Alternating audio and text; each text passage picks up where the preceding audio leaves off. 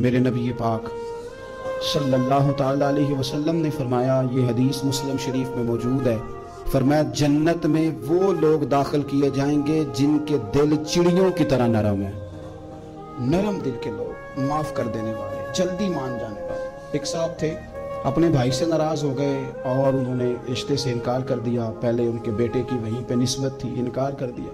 تو کئی لوگوں نے ان سے کہا، میں نے بھی کہا، تو وہ کہنے لگے پیر صاحب عزت بڑی کرتا ہوں آپ کی، لیکن میں مرد ہوں، ایک دفعہ نہ کر دوں تو پھر ہاں نہیں کیا کرتا۔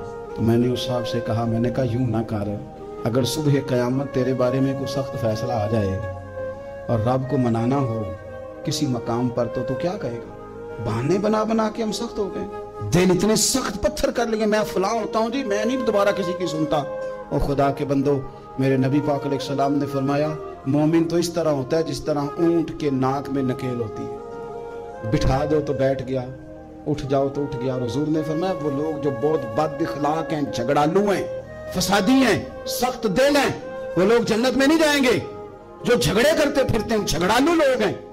عزیز دوستو، اپنی زندگی کے اندر طبیعت میں نرمی، اگر طبیعت نرم ہو گئی نا جی، مزاج میں نرمی آ گئی، تو پھر آپ محسوس کریں گے کہ آپ معاف کرتے بھی جلدی ہیں اور معافی دیتے بھی جلدی ہیں۔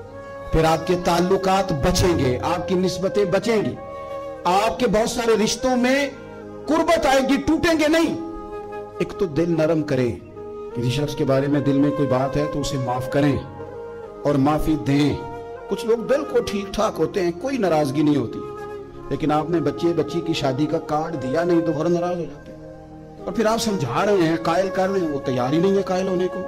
سنو، اور اس حدیث کو یاد رکھنا، نبی پاک صلی اللہ تعالی علیہ وسلم نے فرمایا، جس کے پاس اس کا بھائی عذر لایا، بھائی معافی مانگنے آیا اور پھر اس نے معاف نہ کیا، اللہ کے حبیب فرماتے میرے حوض کوثر پہ نہ آئے، تو سخت ہو کے بیٹھ گیا، تو کہتا ہے میرے سے پہلے سنے، میں آپ کو بتاؤں اس نے میرے ساتھ کیا کیا، اور ٹھہر جا۔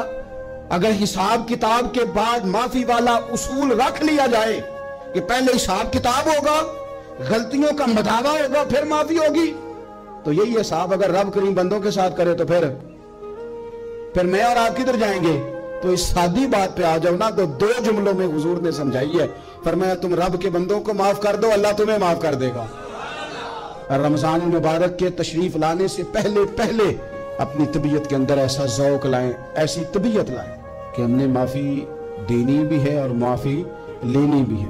بعض اوقات ہم رسم ادا کرتے ہیں شب برات سے پہلے، یہ سوشل میڈیا پہ چل گیا، فلانے کو فلان کہہ دیا، اگر کوئی کبھی ہوئی نا تو معاف، ایسے تو نہیں نا معافیاں ہوتی۔ ہمیں پتہ ہوتا ہے ہم سے کون ناراض ہے، ہمیں خبر ہوتی ہے ہم نے کس کو تکلیف دی، ہمیں پتہ ہوتا ہے کس نے ہمارے لہجوں سے پریشانی پائی ہے، کون ہے جو ہماری وجہ سے اذیت کا شکار ہے، تو اس سے جا کے معافی مانگے، تو یہ چیزیں معافی کا سبب بن جائیں گی۔